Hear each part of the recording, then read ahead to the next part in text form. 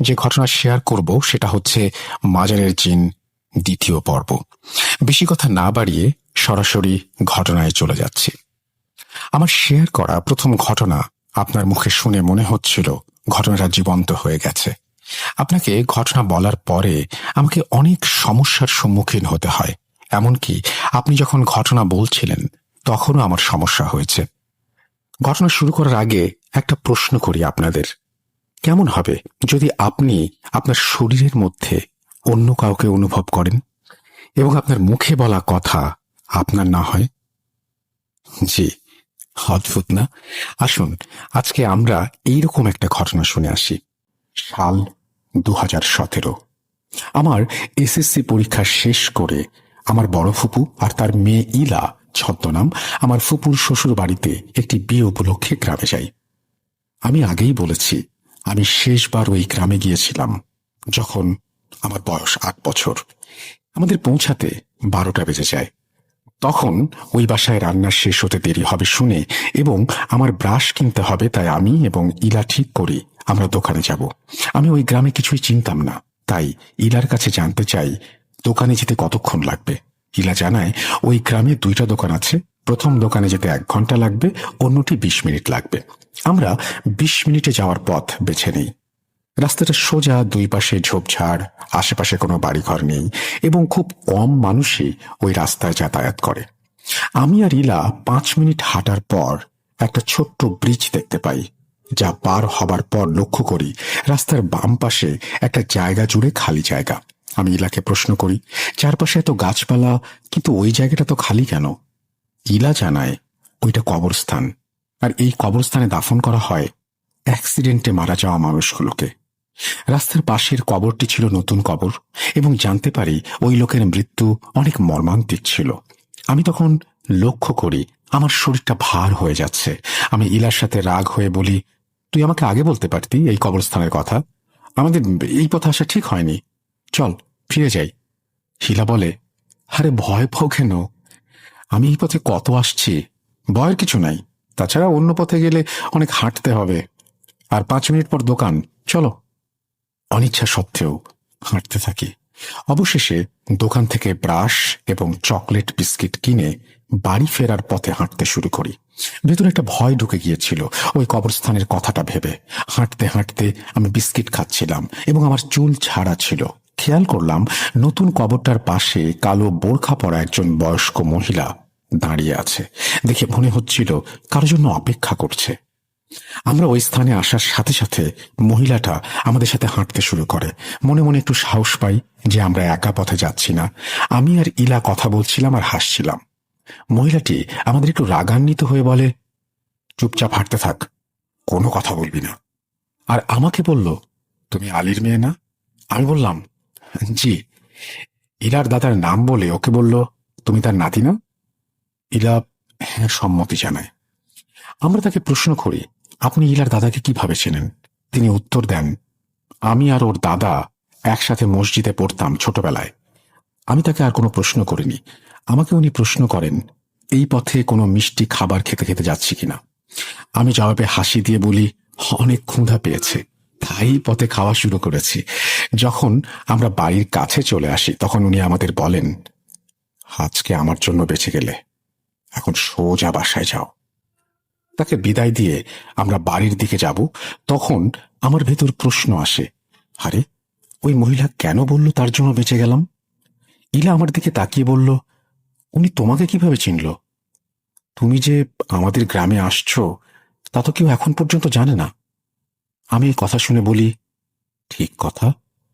আর আমি এই গ্রামে আসছি ছোট বয়সে, আর আব্বু কখনো এই গ্রামে আসেনি, তাহলে উনি আব্বুর নাম কিভাবে জানলেন? সাথে সাথে আমরা ওই পথে যাই যেখানে তাকে বিদায় দিয়েছিলাম, কিন্তু তাকে আর দেখতে পাই না। ওই পথটা সোজা, আশেপাশে কোনো বাড়িঘর নেই, নেই কোনো ঝোপঝাড়। ইলা বলে, বয়স্ক মহিলা এত তাড়াতাড়ি কোথায় গেল? এবং বলে, ওই পথে তো ঝোপঝাড়, এর মধ্যে 30 মিনিট পর্যন্ত শুধু ঝোপঝাড়ই। আমরা এরপর বাড়ি চলে আসব। এমন সময় আমার পেটে ব্যথা শুরু হয়। আমি এত ব্যথা অনুভব করি যে হাঁটতে পারছিলাম না। বাড়ি ফেরার পর ব্যথা আরো তীব্র হয়ে ওঠে। আমাকে ইলার দাদি বারবার জিজ্ঞেস করেছিল পথে কিছু হয়েছে কিনা। আমি সব খুলে বলি।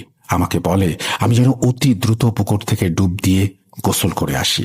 বিশ্বাস করবেন না, গোসল শেষও হয়নি, আমার ব্যথা কমে গেছে। আমি ওই গ্রামে 4 দিন ছিলাম। আমার সব সময় মনে হতো কেউ আমাকে দেখছে। আমাদের বাসায় চলে আসার 6-7 মাস পর্যন্ত কোনো সমস্যা হয়নি। আগেই বলে রাখি, দাদির রুমের পাশে যেই পুরনো আম গাছ ছিল তার পাশে আমার নতুন ঘর নির্মাণ করা হয়। গাছের সাথে রুমে আমি ঘুমাতাম। এক রাতে আমি আমার রুমে শুয়ে আছি, হঠাৎ লক্ষ্য করি আমার রুমের কোণায় ছাদের দিকে একটা অবয়ব হাওয়ায় বসে আছে, অনেকটা বানরের মতো করে, আর আমার দিকে তাকিয়ে আছে। তার শরীরে কোনো কাপড় চোপড় নেই, চুলও নেই। আমি মাথা ঠান্ডা করে ভাবতে থাকি কি করব। আম্মুর রুমে চলে যাব, কিন্তু আম্মুর রুমের সাথে মেজো বোন ঘুমায়। ও অনেক ছোট, আমি ওই রুমে গেলে যদি ওর কোনো ক্ষতি হয়। তাই ঠিক করি যাই হোক আমার রুমেই থাকতে হবে। ততক্ষণে অবয়বটা একবার ডানে তাকায়, একবার বামে তাকিয়ে আমাকে লক্ষ্য করে এবং এগোতে শুরু করে। আমি অনুভব করি আমার শরীরটা, আমি নাড়াচাড়া করতে পারছি না, আমি কথা বলতে পারছি না। আমি মনে মনে ভাবতে থাকি আমি কি এবার মারা যাব। অবয়বটি তখন আমার বিছানার দিকে এগিয়ে আসতে থাকে। আমি নিজের সবটুকু শক্তি দিয়ে আল্লাহ বলে উঠি এবং সাথে সাথে অবয়বটি এক লাফ দিয়ে আমার মাথার ওপর দিয়ে চলে যায়। সাথে সাথে উঠে রুমের লাইট জ্বালিয়ে দেখি অবয়বটি নেই। আমি তারপর ঘুমিয়ে পড়ি। 2018 সাল 19 ডিসেম্বর সকাল থেকে আমার দাদির মুখ থেকে রক্ত পড়ছে। আমরা সবাই তার পাশে বসে দরুদ পড়তে থাকি। ভাইয়া, যখন বুঝতে পারি আপন মানুষটা চলে যাবে তখন ইচ্ছা করে তাকে আগলে ধরে রাখি। দাদি শেষবার আমাকে উদ্দেশ্য করে একটা কথা বলে, আমরা কেউ বুঝতে পারি না। দাদির চোখে একটা কিছু বলার তীব্র ইচ্ছা দেখতে পেয়েছিলাম। মাগরিবের পর আমি দাদির সামনে বসা, তখন তিনি শেষ নিঃশ্বাস ত্যাগ করেন। আমি লাশ গোসল করা থেকে কাফনের কাপড় পরানো পর্যন্ত সময় সাথেই ছিলাম। ওই রাতে একটা অদ্ভুত ঘটনা ঘটে। আমি একা কোথাও গেলেই আমার মনে হতো আমার সাথে কেউ আছে। আমি ওই সব না ভেবে অজু করে দাদির লাশের পাশে বসে কোরআন তেলাওয়াত করছিলাম। তখন শীতের রাত 1টা বাজে। আমি মেঝেতে বসে কোরআন পড়তে পড়তে অনুভব করি আমার অনেক গরম লাগছে। যেখানে সবাই চেয়ারে বসে থাকতে পারছে না শীতের জন্য। দাদির দাফন সম্পন্ন হয় সকাল 10টায়। তারপর থেকে প্রায় স্বপ্ন দেখি দাদি আমাকে এসে বলছে, তোরে জানে মেরে ফেলবো। আমি দাদিকে প্রশ্ন করতাম, কিন্তু আপনি তো মারা গেছেন, কিভাবে আমার কাছে আসলেন? তখন হাসতে শুরু করত। একই স্বপ্ন বারবার দেখতে শুরু করি। একইভাবে আমার দিন কাটতে থাকে। ধীরে ধীরে স্বপ্ন পরিবর্তিত হতে থাকে। দেখতে পাই কেউ আমার ঘাড়ে কামড় দিতে যাচ্ছে, আর আমাকে অদৃশ্য কেউ বলছে গম্ভীর কণ্ঠে, ঐশী, তুমি সূরা তেলাওয়াত করো। আর আমি তখন অনেক সুন্দর কণ্ঠে সূরা পড়তাম। আর যখন ঘুম ভাঙত তখন সূরা পড়া অবস্থায় ভাঙত। কিন্তু আমি এই ব্যাপারে অবাক হতাম যে স্বপ্নের মতো করে সূরা আমি বাস্তবে পড়তে পারতাম না। মাঝে মাঝে ঘুম ভাঙত, বুকের কিছু চাপ অনুভব করতাম। চোখ মেলে দেখতাম আমার মেজো বোন আমার বুকে উঠে বসে আছে এবং আমাকে দেখছে। তখন আমরা 3 বোন ছিলাম। আমার মেজো বোন একা থাকতে পারতই না। চিৎকার করতো আর বলতো ও ছায়া দেখতে পায়। ও বড় হতে থাকে আর ওর ভয় পাওয়া কমে যায়, কিন্তু আমার সমস্যা বাড়তেই থাকে। আমি ধীরে ধীরে স্বপ্নগুলো দেখে ভয় পেতে লাগলাম। আমি তখন অনার্স প্রথম বর্ষের ছাত্রী। একটা মেয়েকে টিউশন পড়াতাম। আমি সোমবার পড়ানো শেষ করে ওকে বলে আসি আমি মঙ্গলবার আসবো না। বুধবার পড়াতে গিয়ে দেখি ওর পায়ে ব্যান্ডেজ, আর ওর মা আমাকে দেখে রাগান্বিত হয়ে বলছে, তুমি ওকে ওই অবস্থায় দেখে কিভাবে চলে গেলে? আমি বললাম, কি বলেন, আমি তো কালকে ওকে পড়াতে আসিনি। তারপর ওর আম্মু বলে, আমি কালকে বাসায় ছিলাম না, ওর কাকি বাসায় ছিল। মাগরিবের একটু আগে দেখে তুমি আমাদের বাসায় আসছো। ও সিঁড়ি দিয়ে নামার সময় দেখে তুমি দরজার দিকে মুখ করে দাঁড়িয়ে আছো, আর ওকে উদ্দেশ্য করে বলছো তাড়াতাড়ি আসো। ও তোমাকে দেখে বলে, ম্যাডাম আপনি দাঁড়ান, আমি আসছি। এই বলে যখন নামতে নেয় পা পিছলে পড়ে যায় আর পায়ে ব্যথা পায়। তারপর ও দেখে দরজার সামনে কেউ নেই। আমরা খুব রেগে যাই তোমার ওপর। তারপর আমি আন্টিকে বললাম, আমি ওই সময় বাসায় ছিলাম, আমি তো তখন বুঝতে পারছিলাম না কি হলো এটা। একজন মানুষ 2 জায়গায় কিভাবে? তারপর আমি কিছুদিন পর টিউশনটা ছেড়ে দিই। আর প্রতি রাতে একই স্বপ্ন দেখি। এর মধ্যে কয়েকটি বছর কেটে যায়। এর মধ্যে আমি আমার রুম পরিবর্তন করে দাদির রুমে চলে আসি। দাদির রুমে আসার পর আমি রাতে রুমে অদৃশ্য কিছুর উপস্থিতি টের পেতে থাকি। এইসব নিতে না পেরে আমি আমার এলাকার একজন হুজুরের সাথে কথা বলি এবং তাকে জানাই আমি প্রায়ই দাদিকে স্বপ্নে দেখি। আমাকে অনেক ভয় দেখায়। হুজুর আমাকে কিছু আমল শিখিয়ে দেন আর বলেন আজ ঘুমানোর আগে এই আমল করে যেন ঘুমাই। কোনো সমস্যা হলে তাকে যেন জানাই। আমি তার কথা মতো আমল করি। কিছুক্ষণ পর লক্ষ্য করি আমার শরীরটা কেমন জ্বলছে আর আমার ভেতর থেকে কেউ বলছে আমাকে রুম থেকে বের হয়ে টয়লেটে চলে যেতে। শরীরের জ্বালা সহ্য করতে না পেরে আমি রুম থেকে বের হয়ে টয়লেটে যাই আর দেখি আমি একদম সুস্থ। তারপর দিন হুজুরকে জানাবো বলে ঠিক করি। হুজুর কেন যেন আমায় দেখেই রাস্তা পরিবর্তন করে অন্যদিকে চলে যেত।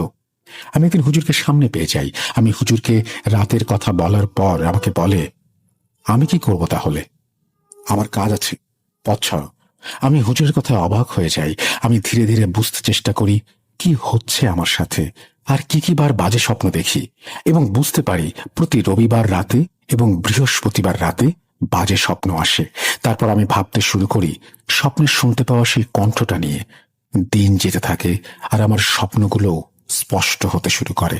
আমি যেই রাতে স্বপ্ন দেখি ওই রাতে শোয়ার আগে বুঝতে পারতাম ভেতর থেকে একটা অনুভূতি আসতো যে আজকে আমার কাছে আসবে। এক রাতে স্বপ্নে দেখি আমার ছোট বোন আমার কোলে শুয়ে আমাকে বলছে আমি মরতে চাই না, আমাকে তুমি বাঁচাও। আর দাদি আমার পাশে বসে অট্ট হাসি দিচ্ছে। আমার ছোট বোন আমার অনেক আদরের, তাই আমি অনেক ভয় পেয়ে যাই। এর পরদিন আব্বু আম্মুকে কান্না করে বলতে শুরু করি আমাকে একটা হুজুরের কাছে নিয়ে যেতে। আব্বু আমার কান্নার কারণ জানতে চায়। আমি সবটা জানাই। আমাদের এলাকার বড় হুজুর সব শুনে আমাকে প্রাথমিকভাবে পানি পড়া দেন আর বলেন 3 দিন ব্যবহার করতে, যদি সমস্যা হয় তাহলে কবচ দেবে। এই তো আমি ওই রাতে সুন্দরভাবে ঘুমিয়ে যাই। তারপর দিন ইউনিভার্সিটি যাওয়ার পথে আমার ভয়াবহ অ্যাক্সিডেন্ট হতে নেয় আর একজন বয়স্ক লোক আমাকে বাঁচায়। আমি এরপর নামাজ পড়তে শুরু করি প্রতিদিন। এক রাতে স্বপ্নে একটা মহিলা দেখতে পাই। মহিলাটা আমার আম্মুর রুমে বসে আছে এবং তার মুখ দেখা যাচ্ছে না, মাথায় ঘোমটা দেয়া। আমাকে উদ্দেশ্য করে বলছে আমার সামনে এসে বসো, আমি তোমাকে কিছু বলতে আসছি। আমি সালাম দিয়ে তার সামনে বসি। আমি নাম জানতে চাইলে তিনি নাম বলেন। নামটা একটা আরবি নাম। আমি ঘুম থেকে উঠে ওই নাম আর মনে করতে পারি না। আমাকে বলেন আমার কথা শোনো। আমি বলি আপনি আমাদের বাসায় আসছেন, কি খাবেন বলেন।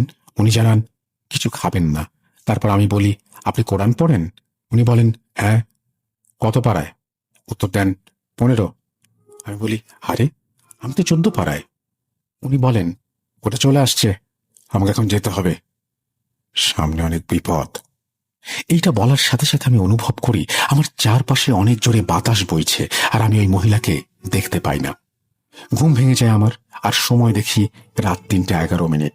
এরপর থেকে যতবারই স্বপ্ন দেখে ঘুম ভাঙতো তখন দেখতাম 3:11।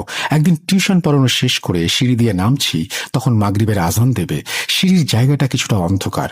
শব্দ পাই নিচ থেকে কেউ ওপরে উঠছে। শব্দটা কাছাকাছি আসার পর দেখি 3 থেকে 4 বছরের বাচ্চা হামাগুড়ি দিয়ে সিঁড়ি দিয়ে উঠছে এবং আমার কাছে এসে একবার আমার দিকে তাকিয়ে একটা হাসি দিয়ে ওপরে চলে যায়। আমি আমার মতো চলে আসি। যে বাসায় পড়াতে যেতাম ওই বাসায় সিসিটিভি ক্যামেরা ছিল। আমি যাওয়ার সময় আমার ছাত্রী মনিটরের সামনে থাকতো আর ওদের গেট দিয়ে আমি যাওয়ার পর এসে লক করে যেত। আমাকে এর পরদিন বলে ম্যাম আপনি কালকে সিঁড়ি দিয়ে নামার সময় এইভাবে সিঁড়ির দিকে তাকিয়েছিলেন কেন? আমি হাসতে হাসতে বললাম আরে ওই বাচ্চাটা উঠতে দেখে ওকে সাইড দিয়েছি। আমার ছাত্রী বলে কোন বাচ্চা? আমি তো কোনো বাচ্চা দেখলাম না। আপনি সিঁড়ির দিকে তাকিয়েছিলেন শুধু, আর আমাদের সিঁড়িতে কোনো বাচ্চা ছিল না।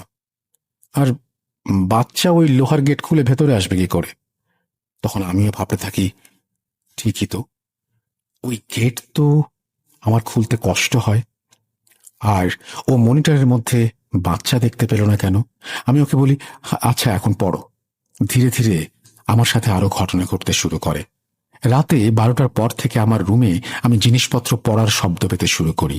এক সন্ধ্যায় আমি টিউশন পড়ানো শেষ করে বাসায় আসতে কিছুটা দেরি হয়ে যায়। যেই পথে বাড়ি আসি দিনের বেলায় ওই পথে মানুষ চলাচল করতো না। আর রাতে ওই পথ অনেক অন্ধকার থাকে। আমি গলিতে ঢুকবো এমন সময় লক্ষ্য করি 3টা ছায়া গলিতে ঢুকলো। আমি একটু খুশি হয়ে যাই, এই ভেবে যে আমাকে একা যেতে হবে না। গলিতে ঢুকে দেখি 3জন কালো বোরখা পরা মহিলা যাচ্ছে। একজন লম্বা, একজন মাঝারি, একজন ছোট। আমি এক পর্যায়ে তাদের কাছাকাছি চলে আসি। তখন দেখি ছোট মহিলাটি আমার সাথে হাঁটছে, আর আমার চোখ হঠাৎ তাদের হাতের দিকে যায়। আমি দেখি অন্ধকারেও তাদের হাতটা উজ্জ্বল অনেক। কোনো মানুষের হাত এমন হতে পারে না। আমার আর বুঝতে বাকি রইল না যে এরা মানুষ না। পেছনে তাকিয়ে দেখি অনেকটা পথ হেঁটে এসে পড়েছি। আর তখন ভাবতে থাকি, আমি কি করব? ফিরে যাই যদি, ভয়টা মনে থেকে যাবে। আর আমার প্রতিদিন এই রাস্তা দিয়ে যাতায়াত করতে হয়। অন্য পথে বাড়ি এলে অনেক সময় লাগবে।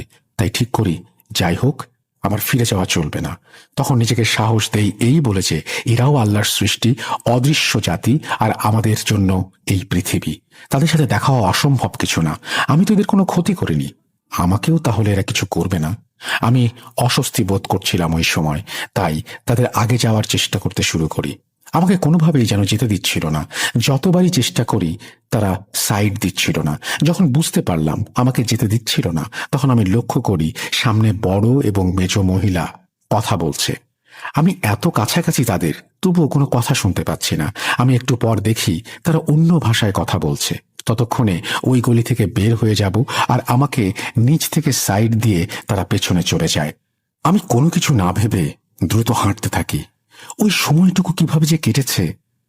কিছুদিন পর স্বপ্নে দেখি আমার সামনে একটা আগুনের গোলা ঘুরছে, আর আমাকে পেছন থেকে কেউ বলছে গম্ভীর কণ্ঠে, ভয় পেও না, ভয় পেও না তুমি, আমরা আছি তোমার সাথে, তোমার কোনো ক্ষতি হবে না। আমি পেছনে ফিরে দেখি জোব্বা পরা অনেক লম্বা 5-6 জন মানুষ। মুখ দেখা যাচ্ছে না। আমার ঘুম ভেঙে যায়। সময় দেখি 3:12। আমি কোনোভাবেই বের করতে পারছিলাম না এই সময়ের ব্যাপারটা। যখনই স্বপ্ন দেখে ঘুম ভাঙে তখনই দেখি 3:12। প্রতি রাতে ঘুমানোর সময় একটা ভয় কাজ করত। নিজেকে প্রশ্ন করতাম, আজকেও কি রাতে স্বপ্ন দেখব? ধীরে ধীরে স্বপ্নগুলো আরো পরিষ্কার হতে শুরু করে। স্বপ্নে কেউ আমাকে বলতে থাকে, তুমি একটা ভালো হুজুর দেখাও। আর এইটা বলার পরে দেখতাম কেউ আমার পিছু করছে।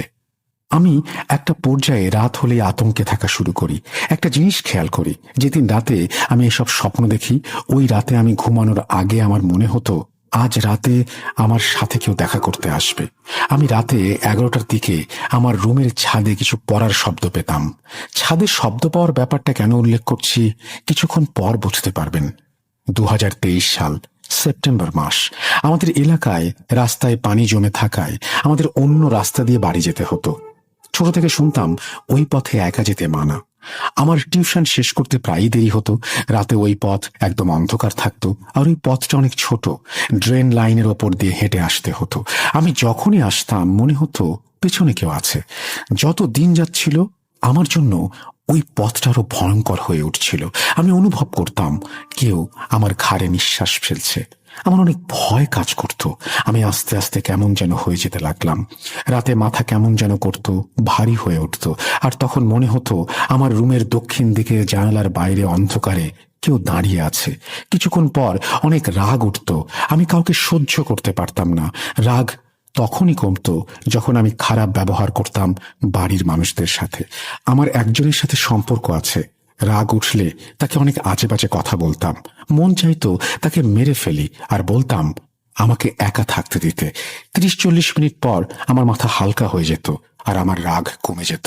আমি তখন নিজেই অবাক হয়ে যেতাম আমার ব্যবহারের জন্য।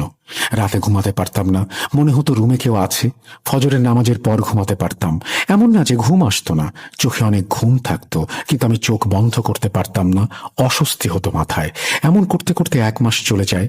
এক রাতে স্বপ্ন দেখি এলাকার ওই পথে আমি দাঁড়িয়ে আছি, আর একজন মহিলা ওই পথে একটা বাড়ির টয়লেটের উপরে বসে আছে। তার শরীর থেকে অনেক বাজে গন্ধ আসছে। আমাকে ওই মহিলা বলছে, অনেক বছর যাবৎ তোর শরীরে ঢুকতে চেষ্টা করছি। যখনই তোর সামনে আসি তুই আমার উপস্থিতি টের পেয়ে শরীর বন্ধ করে ফেলিস। আজকে আজকে তোকে পেয়েছি। এইবার তুই আমার হাত থেকে আর বাঁচতে পারবি না। এইসব কথা বলার সাথে সাথে একটা আগুনের গোলা আমার গলা চেপে ধরে, আমাকে উপরে উঠিয়ে ফেলে দেয়। মনে হচ্ছিল আমি মরেই যাব। নিঃশ্বাস বন্ধ হয়ে আসছিল। কিছুক্ষণ পর আমার ঘুম ভেঙে যায়। সময় 3:12। ওই রাতে আর ঘুম আসে না। পুরো রাত রুমে অদৃশ্য কারো উপস্থিতি টের পাই। আমি তার পরদিন ঠিক করি রাতে এইভাবে আর থাকা যাবে না, এখন বাড়িতে জানানো দরকার। আব্বু সব শুনে পাশের এলাকার বড় হুজুরের কাছে নিয়ে যান। হুজুর সব শুনে আমাকে তার কাছে যেতে বলেন। এর পরদিন 9টায় আমি হুজুরের কাছে যাই। আমি হুজুরকে একটা রুমে নিয়ে যাই। ওই রুমে একটা জানালার দিকে বারবার আমার চোখ যাচ্ছিল। হুজুরকে আমি জিজ্ঞেস করি, আপনার ওই রুমে ওই জানালা দিয়ে জিন আসে তাই না, আর সামনের বিছানায় বসে? হুজুর অবাক হয়ে আমায় বলল, তুমি কিভাবে জানো আমার কাছে জিন আসে? আমি বললাম, আমার মনে হলো হঠাৎ। হুজুর একটা সুতো দিয়ে আমার হাত মাপে আর বলে, ওর সাথে অনেকদিন যাবৎ জিন আছে, ওর সমস্যা অনেক জটিল। আমাকে বলে হুজুরের দিকে তাকিয়ে থাকতে। হুজুর আমার চোখে জোরে পানির ছিটা দেয় আর আমার অনেক অস্বস্তি লাগতে শুরু করে, আর বললেন এই পরা পানি সকাল আর রাতে খেতে, এবং সরিষার তেল দেন কানে এবং নাকে দেওয়ার জন্য।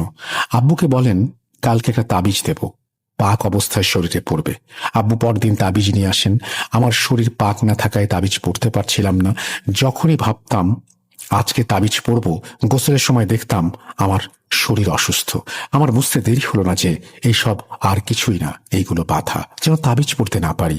আমি একদিন কোনো রকমের চিন্তা ভাবনা না করেই গোসল করে তাবিজ পড়ে ফেলি। এইটাই ভেবেছিলাম যে এখন সব ঠিক হয়ে যাবে আর রাতে আতঙ্কে থাকতে হবে না। তখনও বুঝিনি কিছুক্ষণ পর আমার সাথে কি হতে যাচ্ছে। জি, ওই রাতে আমার জীবনটা 180 ডিগ্রি ঘুরে যায়। আমি তাবিজ পড়ার 5 মিনিট পর বাইরে থেকে শুকনো কাপড় নিয়ে আসি। সময় 1টা। আমার হঠাৎ অস্বস্তি লাগতে শুরু করে।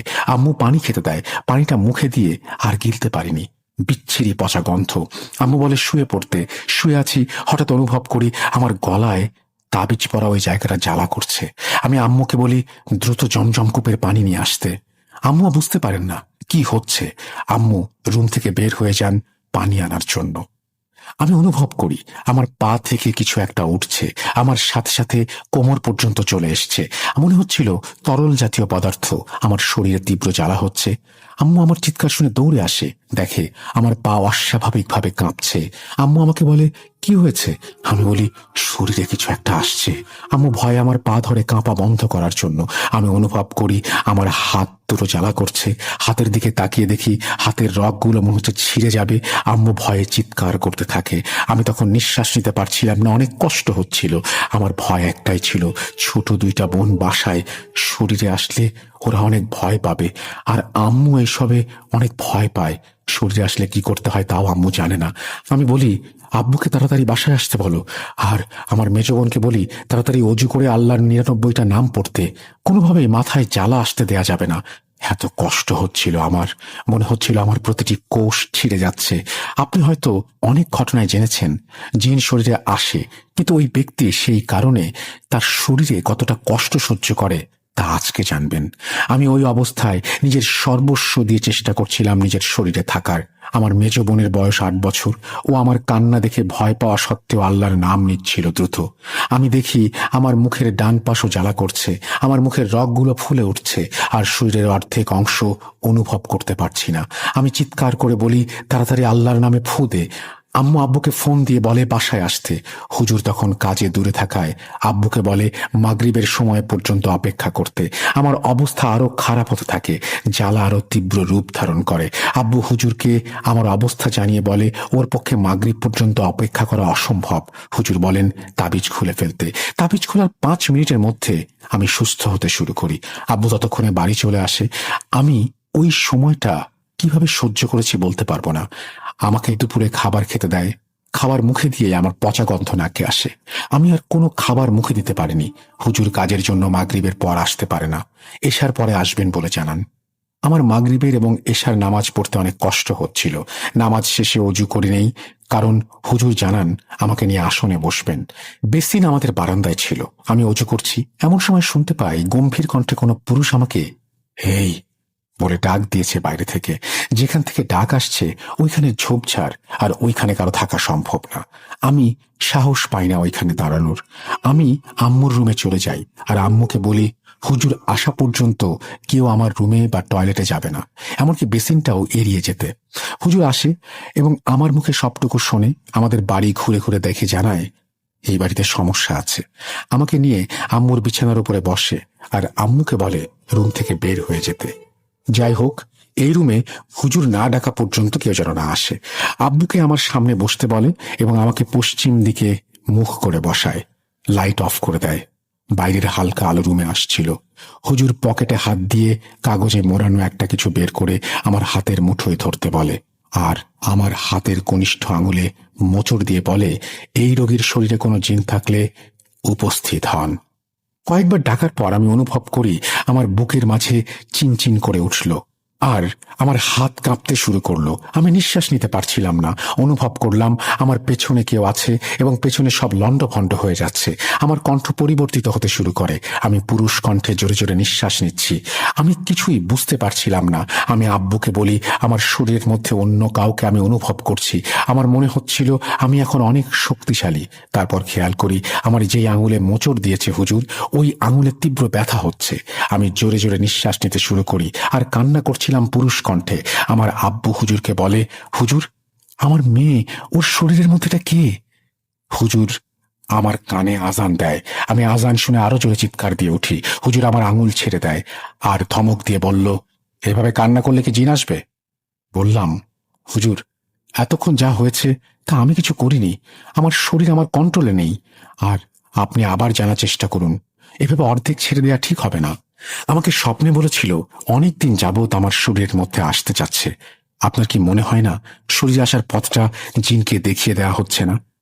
হুজুর বলে, চিন্তা করো না, হয়তো বোবা জিন ছিল, দূর থেকে সমস্যা করত। তারপর আমাদের বাড়ি থেকে বড়ই পাতা নিয়ে আসা হয় এবং সূরা পড়ে দম দেয় আর বলে এই পাতার রস আমাকে খাওয়াতে, অবশিষ্ট অংশ পানির সাথে মিশিয়ে গোসল করাতে যত দ্রুত সম্ভব। আমি রসটা খেয়ে গোসল করে নেই আর আম্মুর রুমে বসে থাকি। সবাই এই ভেবে খুশি ছিল যে বিপদ কেটে গেছে। আমাদের এলাকায় তখন কারেন্ট ছিল না। আর একটা কথা, হুজুর আমাকে বলে ওর শরীরে জিন প্রবেশ করতে পারে না। এমন অনেক সময় অনেকের শরীরে জিন প্রবেশ করতে পারে না। তারপর আমাকে বলল, তোমার রাশি কি? বললাম, বৃষ। হুজুর বলল, তুলা রাশির শরীরে যেমন জিন প্রবেশ করতে পারে অতি দ্রুত, তোমার শরীর বাধা দেয় শরীরে প্রবেশ করতে। এর পেছনে কারণ আমার জানা নেই। আমি বাড়ি যেয়ে তুলা রাশির শরীরে ওই জিনকে ডাকবো। রাত 9টা। আমি আব্বু আম্মু 2 বোন আম্মুর রুমে বসে আছি। আমি অনুভব করলাম রুমটা ভারী হয়ে উঠছে আর আমার বুকের সেই ব্যথাটা হচ্ছে। আব্বুকে বললাম, মনে হচ্ছে আমার শরীরে কেউ আসছে। আব্বু আমার কানের কাছে এসে সূরা পড়তে থাকে। আমি আব্বুকে থামিয়ে দিয়ে বলি, চুপ করো। আমার মাথা রাগে ফেটে যাচ্ছে। আব্বু আমাকে শুইয়ে দেয়। আমি অনুভব করি আমার পা থেকে কিছু একটা আসছে। মুহূর্তের মধ্যে আমার হাত দুটো বাঁকা হয়ে যায়। আমি কাঁপতে শুরু করি।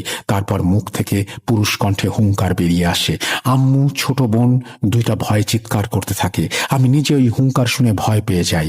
আব্বু হুজুরকে ফোন দিয়ে সবকিছু বলে। হুজুর বলল, এইদিকে আমি তুলা রাশির শরীরে ওই জিনকে ডাকছি। এদিকে জিন না এসে ওর শরীরে চলে গেছে। শরীরে আসতে জিজ্ঞেস করবেন কেন আসছে, শরীরে কি চায়। ওইদিকে আমার শ্বাস নিতে কষ্ট হচ্ছিল। পুরুষ কণ্ঠে কেউ জোরে জোরে নিঃশ্বাস নিচ্ছে। আমি কিছুই বুঝতে পারছিলাম না কি হচ্ছে। আমার শরীরের মধ্যে অন্যরকম একটা অনুভূতি। আমার শরীরে কিভাবে অন্য কেউ থাকতে পারে? আমার মনে হচ্ছিল আমার শরীরের প্রতিটি কোষ ছিঁড়ে যাচ্ছে। চিৎকার করতে যেয়ে আমি দেখি আমি কথা বলতে পারছি না, এমনকি আমার শরীর অনুভবই করতে পারছি না, শুধু শুনতে আর দেখতে পাচ্ছি। আমি শুধু ভাবছিলাম আমার শরীরের মধ্যে এই জিন থাকলে আমি এই কষ্ট সহ্য করতে পারবো না বেশিক্ষণ। তখনই দেখলাম জিহ্বা দিয়ে কিছু একটা বের হয়ে গেল আর পা থেকে আবার কিছু উঠছে। আমি বললাম, এরা শরীরে পা দিয়ে আসছে আর বের হচ্ছে জিহ্বা দিয়ে। আমার শরীরের মধ্যে আরো একজনের উপস্থিতি আমি টের পাই। কিন্তু এ কি, আমি এখন আগের মতো কষ্ট পাচ্ছি না, কেমন একটা ভরসা পাচ্ছি। আব্বুকে বলে নেককার কাউকে এনে আমার সামনে সূরা পড়ে আমার শরীরে দম দিতে। আব্বু আমার খালা খালুকে আসতে বলে। আমি অনেক চেষ্টা করে আব্বুকে ইশারা দিয়ে বুঝাই কনিষ্ঠ আঙুল চেপে আমার শরীরের মধ্যে ওই জিনকে আটকাতে। আব্বু হুজুরের মতো শক্ত করে ধরতে পারছিলেন না। আমার খালুকে ওই জিন বলে, তুই ওর মাথার কাছে বস, সূরা পড়ে ওর মাথায় ফু দে, ওর মাথায় কষ্ট হচ্ছে। আসলেই আমার মাথা মনে হচ্ছিল ফেটে যাবে। আব্বুকে বলে, ওর শরীরের ঘ্রাণ অনেক সুন্দর, আমি ওকে অনেক পছন্দ করি, ও সবার সাথে হাসি মুখে কথা বলে, কিন্তু তোরা ওকে কষ্ট দিয়েছিস, ওর কষ্ট আমি সহ্য করতে পারছি না। আব্বু বলে, আপনি তোর কষ্ট বোঝেন, ওর তো অনেক কষ্ট হচ্ছে, আপনি চলে যান এখন, অনেকক্ষণ যাবত ওর শরীরে আছেন। আমার শরীরের মধ্যে থাকা জিন উত্তর দেয়, আমি ওকে কষ্ট দেই না, আমি না আসলে ও বদ জিনের শরীরে আসার কষ্ট সহ্য করতে পারত না। ওই রাতে কয়েকজন আমার শরীরের মধ্যে প্রবেশ করে। আব্বু আমার অবস্থা খারাপ দেখে হুজুরের বাড়ি যায় আর হুজুরকে অনুরোধ করে বাড়ি চলে আসতে। হুজুর যখন বাড়িতে প্রবেশ করেন, আমার মধ্যে থাকা জিন বলে ওঠে, ওই দেখ হুজুর আসছে। তারপর হুজুরকে সালাম দিয়ে আমার শরীর থেকে চলে যায়। হুজুর আমাকে বসতে বলেন, আমি উঠতে পারছিলাম না। আমার খালু আমাকে উঠিয়ে বসায়, আমি বসা থেকে পড়ে যাই। হুজুর বলেন, অল্প সময়ে শরীরের কয়েকবার জিন প্রবেশ করেছে, এই জন্য হয়তো দুর্বল হয়ে গেছে। আমি তখন কথা বলার শক্তিও পাচ্ছিলাম না। অল্প সময়ের মধ্যে আমার সাথে কি হয়ে গেল এই ভাবনাতে ছিলাম। হুজুর বলে, আবার আমার শরীরের মধ্যে জিন ডাকবে। এইদিকে আমার অবস্থাও খারাপ হয়ে যাচ্ছে। হুজুর অন্ধকার রুমে আমার কনিষ্ঠ আঙুলে চাপ দেয়, জিনকে উপস্থিত হতে বলে। আমার আঙুলে তখন অনেক ব্যথা করছিল। হুজুর বলে, তুমি যেহেতু ওদের উপস্থিতি বুঝতে পারো, তাহলে তুমি ওদের ডাকো। আমি বললাম, আপনারা যেখানেই আছেন আমার শরীরের মধ্যে হাজির হন, আমার অনেক কষ্ট হচ্ছে, আপনারা আসুন। আমি চোখ খুলে দেখি রুমে একটা সাদা অবয়ব। আমি তখন এতটাই মানসিকভাবে দুর্বল ছিলাম যে আমি অবয়ব দেখা মাত্রই চিৎকার করে উঠি। হুজুর আমাকে শান্ত হয়ে আবারও ডাকতে বলেন। কিছুক্ষণ পর আবার ডান দিকে কারো উপস্থিতি টের পেয়ে কান্না শুরু করি আর বলি, আমি এইসব আর নিতে পারছি না, আমার ভয় করছে। হুজুর আমার আঙুল ছেড়ে দেন এবং হাতিয়া নিয়ে চলে যান। ওই রাতে আমি চোখ বন্ধ করলে দেখতাম আমার ছোট বোন যেই রুমে ঘুমিয়ে আছে, ওই রুমে ওর মাথার কাছে একটা বাচ্চা বসে আছে। আমি ভয়ে কান্না শুরু করি। আব্বু চোখ খুলে দেখায় আর বলে, ওই রুমে কেউ নেই। আমি ভয়ে চোখ বন্ধ করতে পারছিলাম না। আমার চোখ খুলে রাখলে পা দিয়ে উঠে শরীরে প্রবেশ করতে চাচ্ছে। আমার কাছে ওই রাতটা মনে হচ্ছিল কয়েক বছর। 4টার সময় আমি বলি, আমার দই খেতে ইচ্ছা করছে। আমি রুমে থাকতে পারছি না, নাকে দইয়ের ঘ্রাণ পাচ্ছি। এমন করে রাত কাটে। সকালে ঘুম থেকে উঠে আমি অনুভব করি আমার শরীরে কেউ আসছে। আব্বু হুজুরকে ফোন দেন। হুজুর বলেন আমাকে নিয়ে হুজুরের কাছে যেতে। হুজুর অন্য একটা মসজিদের ঠিকানা দেন, কিন্তু চিন্তার বিষয় ছিল আমাকে কিভাবে নিয়ে যাবে এই শরীরে। আমি এর মধ্যে শক্ত হয়ে বলি, আমি পারবো যেতে, আল্লাহ ভরসা। এখন আমাকে অনেক শক্ত হতে হবে। তারপর আমি নিজেকে শক্ত করে উঠে বের হই মসজিদের উদ্দেশ্যে। আমি পৌঁছে আগের হুজুরকে পাই না। আব্বু ফোন দিলে হুজুর জানায় উনি আমার সমস্যা সমাধান করতে পারবেন না, তাই ওনার গুরুর কাছে পাঠিয়েছেন। আমার থেকে হুজুর সবকিছু শুনে বলে, আমাকে বদজিন খেতে দিচ্ছে না, আমাকে গত 6 মাস যাবৎ ঘুমাতেও দিচ্ছে না। হুজুর জানায় উনি আমার বাসায় আসবেন, আর ওনার বাসায় আসার হাদিয়া 6,000 টাকা। আমরা মধ্যবিত্ত পরিবার, আমাদের কাছে ওই টাকা অনেক। আর মসজিদ থেকে আমাদের বাসায় যেতে গাড়ি ভাড়া করা লাগে 40 টাকা। আব্বু বলে, যদি আমার মেয়ে সুস্থ হয় তাহলে আমার কাছে এই টাকা কিছুই না। হুজুর জানান উনি পরদিন 9টায় আমাদের বাসায় আসবেন আর আমাকে পানি পড়া দেন আর বলেন বাড়ি আসার আগ পর্যন্ত এই পানি খেতে হবে, আর বাড়ি যেয়ে এই পানি দিয়ে গোসল করতে হবে। আর গোসল করার পর আমার অনেক ক্ষুধা লাগবে। খাবার খাওয়ার পরপরই আমি ঘুমিয়ে পড়ব। আর আব্বুকে বলে ও ঘুম থেকে নিজেই উঠবে, ওকে কেউ ডাকবেন না। আর আমাকে অন্য বাসায় রাখতে বলে। আমি বাড়ি যেয়ে গোসল করি আর আমার অনেক ক্ষুধা লাগে। আম্মু খাবার পাঠায়, কিন্তু আমি ওই খাবার খেতে পারছিলাম না, পচা মাছের গন্ধ পাচ্ছিলাম। তারপর আমাকে আমার নানির বাসায় খাবার খেতে দেয়, তখন আমি কোনো গন্ধ পাইনি। খেয়ে আমি ঘুমিয়ে পড়ি। ঘুম ভাঙে 6টায়।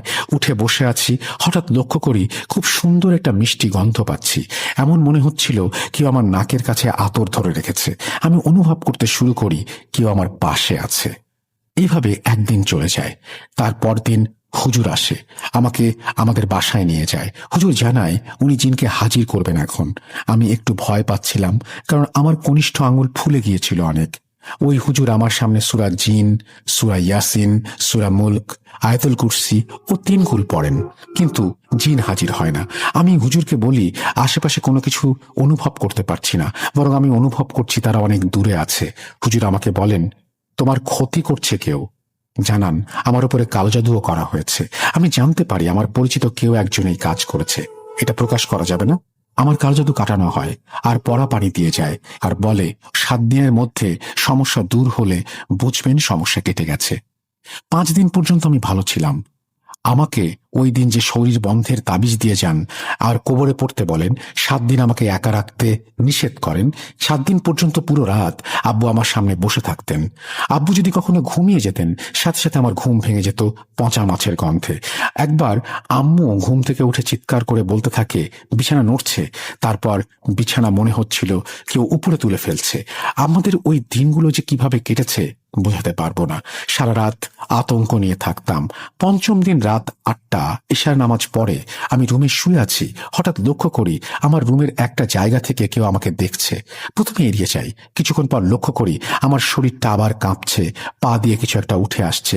সাথে সাথে হুজুরকে জানানো হয়। হুজুর বলে আমাকে অন্য কোথাও রাখতে। আমি নানির বাসায় চলে যাই, কিন্তু ওইখানেও আমার সমস্যা হচ্ছিল। হুজুর আবার বাসায় নিয়ে আসতে বলে, বাড়ি বন্ধ করে দেয়। আর আব্বুকে বলে আমাকে যত দ্রুত সম্ভব বিয়ে দিতে। আমাকে বিয়ের জন্য দেখতে আসছে কিছুদিন পর। ওই দিন আমার মুখ শরীর কেমন যেন হয়ে গিয়েছিল, গায়ের রং ফ্যাকাশে হয়ে গেছে। যখন ছেলেপক্ষ চলে যায় তখন আমার শরীর আবার ঠিক হয়ে যায়। ওই রাতে স্বপ্নে বামন একজন পুরুষ আসে, তার মুখটা পান পাতার মতো, গায়ের রং বাদামি। আমাকে বলছে, দেখো তোমার সাথে কে দেখা করতে আসছে। আমি পাশ ফিরে দেখি একজন বামন মহিলা, একদম তার মতো দেখতে। আমাকে দেখে হাসি দিয়ে বলল, চলো আমার সাথে। আমি তাকে বললাম, আমি আপনাকে ভয় পাচ্ছি, আপনারা চলে যান। আমার কথা শুনে আরো কোমল সুরে বলল, চলো আমাদের সাথে। মা যেমন তার সন্তানকে বলে, ঠিক সেভাবেই আমাকে নিয়ে যাওয়ার জন্য বলছিল, রাজি করাতে চাচ্ছিল। আমি যখন আবার না বলি তখন তারা দুইজন বলল, বিয়ের আগে ওকে আমাদের সাথে নিয়ে যেতে হবে। তারপর আমার ঘুম ভেঙে যায়। আমি ধীরে ধীরে কোরআন তেলাওয়াত শুদ্ধভাবে পড়তে শুরু করি। আমি যখন তেলাওয়াত করতাম একা রুমে আমার কণ্ঠ পরিবর্তন করে পুরুষ কণ্ঠ হয়ে যেত। ধীরে ধীরে আবারও স্বপ্ন দেখি, তবে এইবার স্বপ্ন দেখি আমাকে একজন হুজুর বলছে, আমাকে দিয়ে দাও ওইটা। আমি উত্তরে বলতাম, কি দিয়ে দেব, আমার কাছে কিছু নেই। আব্বু আবার হুজুরের কাছে নিয়ে যান। উনি আমাকে বলেন, তোমাকে এই সব সারা জীবন সহ্য করতে হবে, আর তোমার সাথে আলেম জিন আছে। আমি বললাম, আপনার সাথে কি দেখা হয়েছে? উনি হঠাৎ বলে উঠল, আমি তোমার সমস্যার সমাধান করতে পারবো না। আমি আর আব্বু অসহায় হয়ে যাই, বাড়ি চলে আসি। তারপর আরো 2 মাস চলে যায়। একা কোথাও গেলে অনুভব করতাম, রাতে আজে বাজে স্বপ্ন দেখতাম। আব্বু এর মাঝে কয়েকজনের কাছে নিয়ে যায় আমার সমস্যা নিয়ে। একজন জানায় আমার সাথে খুব খারাপ জিন আছে, অন্যজন জানায় আমার সাথে 7 জন জিন আছে।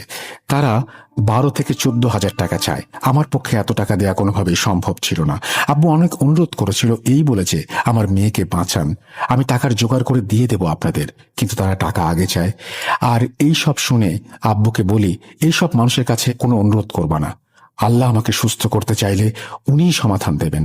আমি শুধু আল্লাহর কাছে সাহায্য চাইতাম আর বলতাম, আল্লাহ প্রকৃত ঈমানদারদের কাউকে আমার সমস্যা সমাধানের জন্য পাঠাও, যে টাকা নয় আমার সমস্যাকে গুরুত্ব দেবে। ভাইয়া, এমনও সময় গেছে আমি টিউশন পড়াতে গিয়েছি, এর মধ্যে আমার শরীরের মধ্যে হাজির হচ্ছে অন্য কিছু। তাড়াতাড়ি বাসায় এসে পড়তাম, সবসময় আতঙ্কে থাকতাম। তখন আমার জীবনটা অগোছালো হয়ে গিয়েছিল। আর ওই রাতের পর থেকে আমি কোনো কিছুর ঘ্রাণ খুব দ্রুত পেতাম। একদিন ইউনিভার্সিটিতে পরীক্ষা দিচ্ছি, এর মধ্যে আমার শরীর খারাপ হয়ে যায়। আমার এক বন্ধু, তার ছদ্মনাম সাবা, ও আমার সমস্যা জানতো। ও আরো কয়েকজনকে ডাকে যেন আমাকে সামলাতে পারে। ওই দিন আমার এক ক্লাসমেট আমাকে বলে, আমার পরিচিত একজন হুজুর আছে, তুই বললে আমি তার সাথে কথা বলতে পারি তোর ব্যাপার নিয়ে।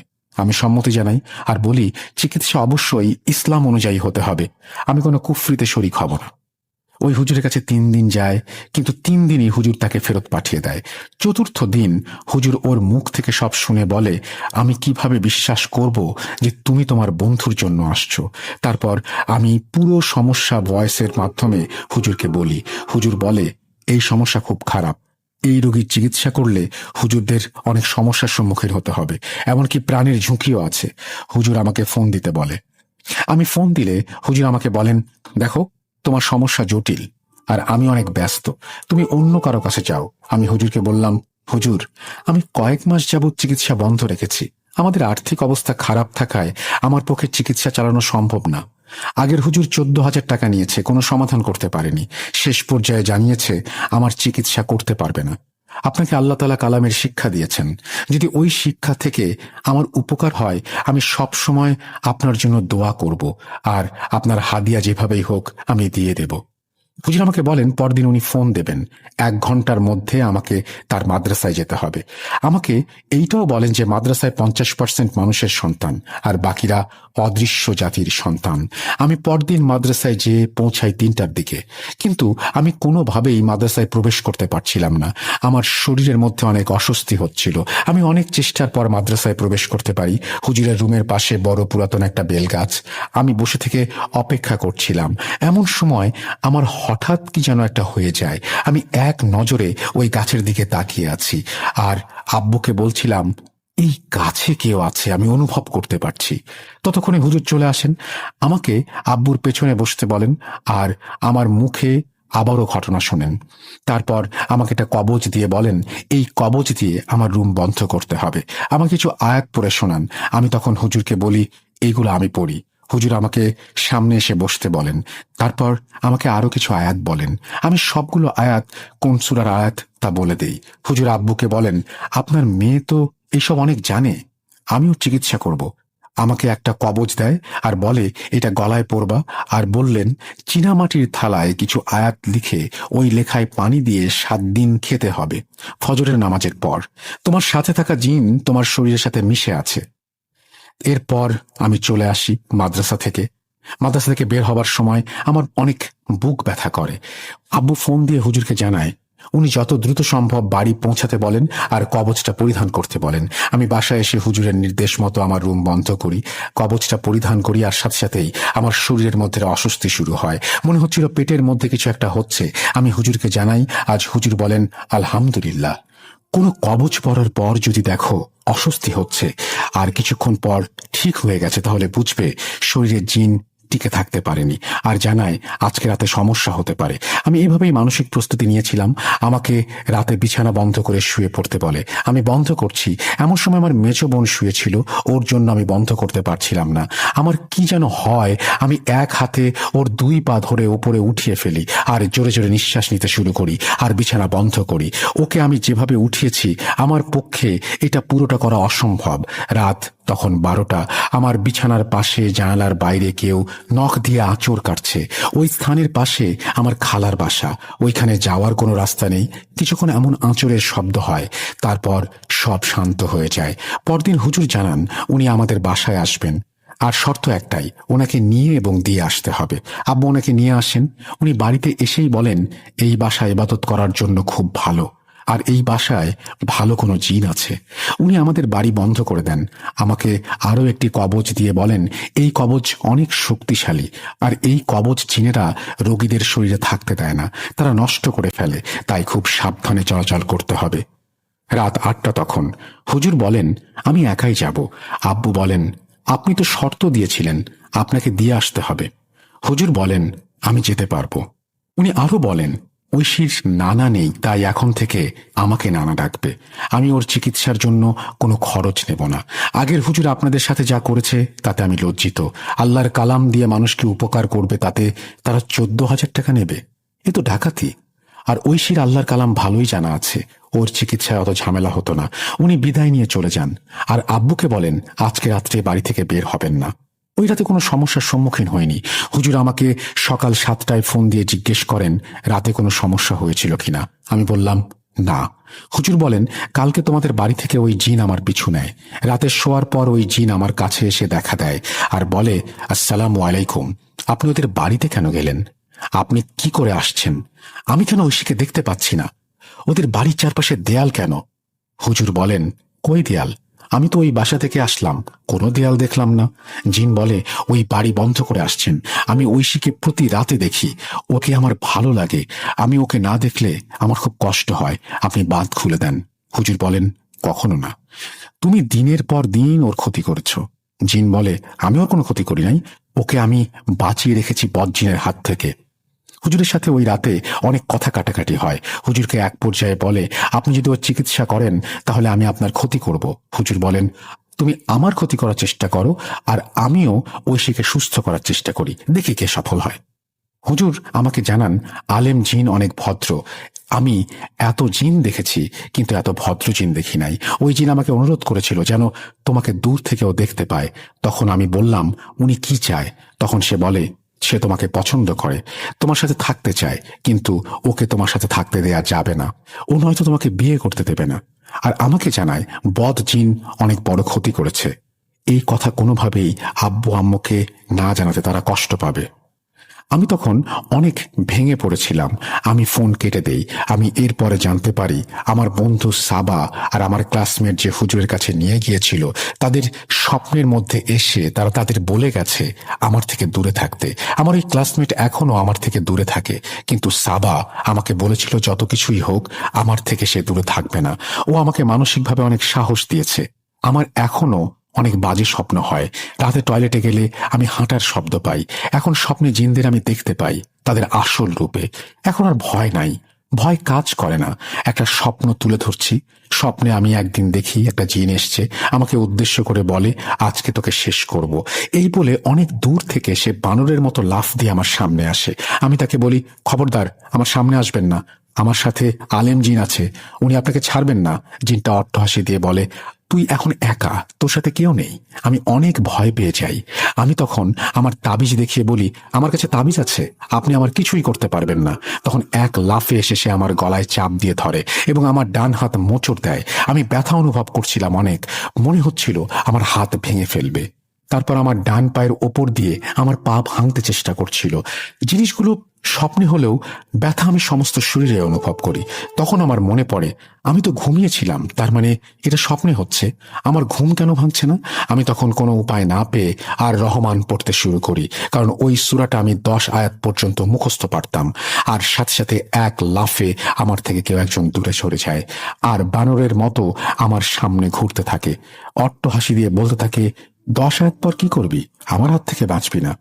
আমি 10 আয়াত পড়া শেষ করেছি, আবারও সে লাফ দিয়ে আমার গলা চেপে ধরে। আমি কোনো উপায় না পেয়ে জোরে জোরে ডাকি, ঐশী, ঘুম থেকে ওঠ। ঘুম ভাঙে না, আরো অসহায়ভাবে হাসতে থাকে। আমার এত অসহায় লাগছিল। আমি ভাবছিলাম, আমি কি তাহলে স্বপ্নে আটকে গেছি? আমি এখন কি করব? কোনো উপায় না পেয়ে আমি বলতে থাকি, আপনি কোথায়? মুমিন জিন, আপনি আমাকে সাহায্য করুন, আমাকে বাঁচান। তখন অনুভব করলাম আমার শরীরের মধ্যে কিছু একটা হচ্ছে। আমার শরীর থেকে পুরুষ কণ্ঠে গম্ভীর গলায় একটা আয়াত বলে। আমি লাফ দিয়ে ঘুম থেকে উঠে পড়ি। আব্বু আম্মু আমাকে ডেকে রুমে আসতে বলে, আর লক্ষ্য করি আমার ডান হাত পা এসবে অনেক ব্যথা করছে। আমি সেগুলো নাড়াচাড়া করতে পারছি না। হুজুরকে ফোন দিয়ে জানাই। হুজুর পানি পড়া খেতে বলেন। কয়েক ঘন্টা পর আমি সুস্থ হই। তারপর একদিন স্বপ্নে এসে আমাকে বলে যায় আমি যদি বিয়ে করি তাহলে আমাকে মেরে ফেলবে। জানি না সামনের সময়গুলোতে কি অপেক্ষা করছে আমার জন্য। হুজুর বলছেন আমার মনোবল শক্ত থাকায় আমার শরীরের মধ্যে প্রবেশ করতে পারে না জিন। আর যতদিন আমি মানসিকভাবে শক্ত থাকবো আমার শরীরের মধ্যে আসতে পারবে না। আমাকে হুজুর প্রস্তাব দিয়েছিল রুকাইয়া শেখার। আমার মাঝে নাকি রুকাইয়া শেখার যোগ্যতা আছে, কিন্তু আব্বু আম্মু বারণ করে। এখনো আমার সাথে বিভিন্ন ঘটনা ঘটে। আমি মাঝে মাঝে আমার রুমে অনুভব করি অদৃশ্য কিছুকে। আমি এই ঘটনা শেয়ার করছি অনেক সময় নিয়ে। অনেক বাধা এসেছে মাঝে, শরীরে অনুভব করতাম। জানি না আপনাদের কাছে কেমন লাগবে, কিন্তু আমার জীবন পাল্টে গেছে এসবের পর। ঘটনা শুনে যদি ভালো লাগে আমাকে জানাবেন। ঘটনা শেষে আমি আরাফাত আহমেদ শিমুল আবারও ফিরে আসলাম আপনাদের মাঝে। যার কাছ থেকে ঘটনা কালেক্ট করা, ওনাকে আমি মেসেঞ্জার এবং ভয়েসের মাধ্যমে ঘটনা শেয়ার করতে বলি। উনি আমার কথা মতো ভয়েসে ঘটনা শেয়ার করেন। আমি কোনোভাবে ওনার ভয়েসটা শুনতে পেতাম না। যখনই শুনতে যাই হয়তো আমার মোবাইল হ্যাং হয়ে যেত বা প্রচন্ড গরম হয়ে উঠত। এই অবস্থা দেখে আমি ধরে নিলাম আমার মোবাইলে কিছু সমস্যা হয়েছে। তাই আমি আবারও 2টা মোবাইল চেঞ্জ করলাম, কিন্তু ঘুরে ফিরে একই সমস্যা হচ্ছে। আর মোবাইলে এমন সমস্যা হওয়ার কথা না। যাই হোক, আমার ল্যাপটপ আর মোবাইল দিয়ে অনেক সময় নিয়ে ঘটনা শুনলাম। জানি না এমন সমস্যা কেন হলো। এই ছিল আমার ঘটনা। আসসালামু আলাইকুম, এই বলে তিনি তার ঘটনা শেষ করেছেন। ঘটনা শোনার পরে আপনাদের কোনো সমস্যা হয় কিনা সেটাও একটু কাইন্ডলি আমাদেরকে জানাবেন, তাহলে আমরা বুঝতে পারবো এই ঘটনায় আসলে কোনো সমস্যা আছে কিনা। যাই হোক, একটা জিনিস আমার কাছে মনে হয়েছে যে এই যে এখানে এই যে ব্ল্যাক ম্যাজিক বা এই যে কবিরাজদের কথা আমরা শুনি, অনেকেই অর্থের বিনিময়ে কাজ করেন, আবার কাজ করতে করতে ছেড়ে দেন। কিন্তু আমি দেখেছি সবচেয়ে বেশি, আমার ধারণা এটা, সবচেয়ে বেশি সফল মনে হয় তারাই হন যারা এই আল্লাহর কালাম দিয়ে মানুষকে উপকার করার জন্য এই কাজগুলো করেন। ব্ল্যাক ম্যাজিক করবেন না, কালো জাদু থেকে নিজেকে দূরে রাখুন, এবং এই সমস্ত কবিরাজি বিদ্যা যা কিছু আছে এইগুলো আমি জানি না যে এগুলো করতে গিয়ে কিন্তু মানুষ অনেক বিপদের সম্মুখীন হন। সুতরাং আপনি কনফিডেন্ট না থাকলে বা আপনি যদি নিজের উপরে ভরসা না থাকে, তাহলে এই সমস্ত কাজে জড়ানো ঠিক হবে কিনা সেটাও আমি ঠিক জানি না। আমি আসলে এই সমস্ত বিষয়ে জানি না, আমি জাস্ট আমার বলতে ইচ্ছা করলো বলে কথাগুলো বললাম, কারণ আমি অতটা এই বিষয়ে জ্ঞান রাখি না কোনো পরামর্শ দেবার মতন। জাস্ট আপনাদের সাথে আমার মতামত শেয়ার করলাম। আপনারা ভালো থাকবেন। আজকে হ্যালোইন এবং হ্যালোইনের দিনে এই স্পেশাল ঘটনাটি অনেক লম্বা একটি ঘটনা। এই ঘটনাটি আশা করছি আপনাদের ভালো লেগেছে। যদি ভালো লাগে অবশ্যই আমাদেরকে জানাবেন, যদি ভালো না লাগে তাও আমাদেরকে জানাবেন। আমরা 1 মিলিয়নের দিকে এগিয়ে যাচ্ছি। আপনারা একটা জিনিস আপনাদের কাছে অনুরোধ করব, দয়া করে আমাদের যে চ্যানেলটি রয়েছে এই চ্যানেলটিকে আপনারা এই 1 মিলিয়ন হওয়া পর্যন্ত বা হ্যালোইন উপলক্ষে আপনারা হ্যালোইন থেকে শুরু করে 1 মিলিয়ন হওয়া পর্যন্ত আপনারা আপনাদের ফেসবুক পেজ থেকে শেয়ার করবেন বা মেসেঞ্জারে আপনার বন্ধুদের সাথে শেয়ার করবেন, যাতে করে আমরা খুব দ্রুত আমরা 1 মিলিয়নে পৌঁছে যেতে পারি এবং সেলিব্রেশনটা আরো বড় আঙ্গিকে করতে পারি। আপনাদের সবার জন্য অনেক অনেক শুভকামনা। সাবস্ক্রাইব করুন আমাদের চ্যানেলকে, আমাদের সঙ্গে থাকুন। আমরা ফিরে আসছি প্রত্যেক বৃহস্পতিবার, শুক্রবার এবং মঙ্গলবার শুধুমাত্র আপনাদের জন্য। শনিবারে আমরা থাকি ভয়ের শনিতে, সেটাও আপনারা জানেন। আজকের মতো বিদায় নিচ্ছি। আল্লাহ হাফেজ।